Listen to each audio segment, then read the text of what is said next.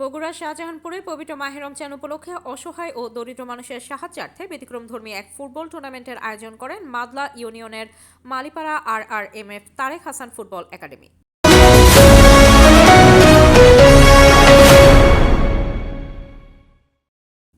তথ্যচিত্রে বগুড়ার শাহজাহানপুর থেকে মোহাম্মদ রেজাউনুল হক শাহিনের রিপোর্টিং। উক্ত ক্লাবের সভাপতি ও মাদলা ইউনিয়ন পরিষদের বারবার নির্বাচিত চেয়ারম্যান জনাব আতিকুর রহমান আতিকের সভাপতিত্বে উক্ত ফাইনাল টুর্নামেন্ট খেলা ও পুরস্কার বিতরণ অনুষ্ঠান অনুষ্ঠিত হয়। অনুষ্ঠানে প্রধান অতিথি হিসেবে বক্তব্য রাখেন শাহজাহানপুর উপজেলা বিএনপির সাবেক আহ্বায়ক, বগুড়া জেলা বিএনপির সাবেক কৃষি বিষয়ক সম্পাদক এবং শাহজাহানপুর উপজেলা পরিষদের সাবেক ভারপ্রাপ্ত চেয়ারম্যান জননেতা জনাব আবুল বাশার। এ সময় আরও উপস্থিত ছিলেন আড়িয়া ইউনিয়ন পরিষদের প্যানেল চেয়ারম্যান জনাব তাইজুল ইসলাম তাজু সহ স্থানীয় গণ্যমান্য ব্যক্তিবর্গ।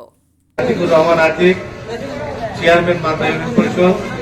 উপস্থিত আছেন ইঞ্জিনিয়ার রনি, উপস্থিত আছেন প্যানেল চেয়ারম্যান আড়িয়া ইউনিয়ন পরিষদ জনাব তাজুল ইসলাম সহ বিভিন্ন পর্যায়ের অতিথিবৃন্দ, প্রিয় উপস্থিতি, আসসালামু আলাইকুম।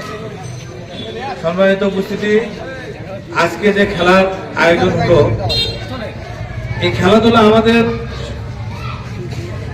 শারীরিক গঠনের জন্য অত্যন্ত গুরুত্বপূর্ণ অবদান রাখে এবং সমাজকে মাদক মুক্ত করার জন্য খেলাধুলার গুরুত্ব অত্যাধিক এবং সমাজকে সন্ত্রাস মুক্ত করার জন্য খেলাধুলার গুরুত্ব অত্যাধিক। আজকে যারা খেলাধুলার আয়োজন করেছে তাদেরকে স্বাগত জানাচ্ছি। পাশাপাশি আমাদের এদেশের বর্তমান কর্ণধার, বর্তমান প্রধানমন্ত্রী, বিএনপির চেয়ারম্যান জনাব তারেক রহমান, তিনি কিন্তু প্রায় 1 বছর আগে ঘোষণা করেছিলেন যে সারা বাংলাদেশের মানুষকে ক্রিয়ার দিকে ঝুঁকে নেওয়া হবে, বিশেষ করে যুবক সম্প্রদায়কে, যাতে তারা মাদকের দিকে ধাবিত না হয়। তারই আলোকে খেলাধুলা চলছে। জনাব তারেক রহমান ইতিমধ্যেই যুব ক্রীড়া মন্ত্রণালয়কে ঢেলে সাজানোর জন্য উদ্যোগ গ্রহণ করেছেন। এই যুব ও ক্রীড়া মন্ত্রণালয় সুষ্ঠুভাবে পরিচালনা করে সারা বাংলাদেশে 2টি করে ওয়ার্ডে 1টি করে খেলার মাঠ নির্মাণ করবে এবং খেলাধুলার আয়োজন করে বাংলাদেশকে মাদক মুক্ত, সন্ত্রাস মুক্ত, দুর্নীতি মুক্ত একটি বাংলাদেশ উপহার দেবে।